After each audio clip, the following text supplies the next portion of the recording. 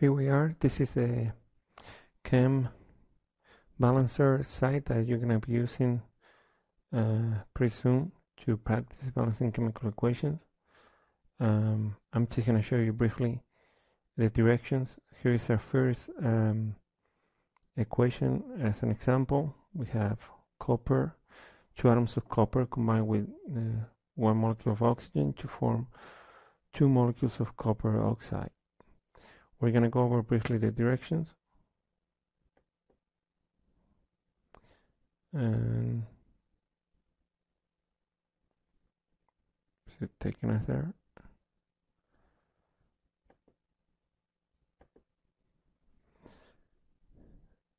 And I would like to remind you that on the left side of the arrow,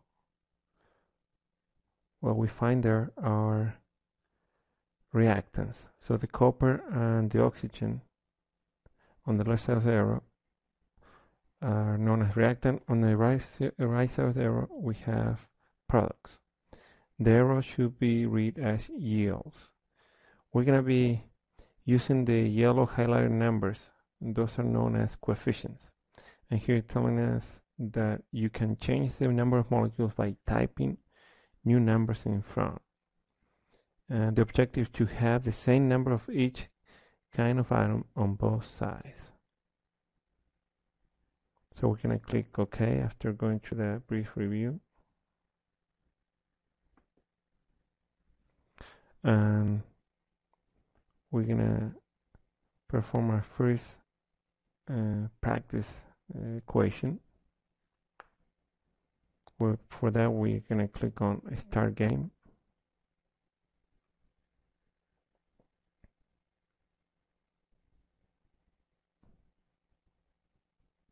And that's going to take us to our first type of chemical reaction, which in this case is a synthesis reaction.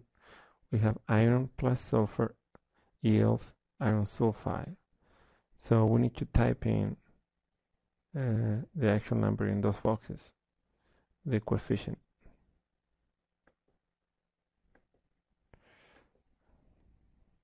Since we have only one iron sulfide molecule, we're going to go with 1 iron. We're going to go with 1 sulfur atom, which is going to yield 1 iron sulfide molecule. Then, when you're happy about your answer, you're going to click balance, and it's going to give us the answer if we're right or wrong. And we are correct.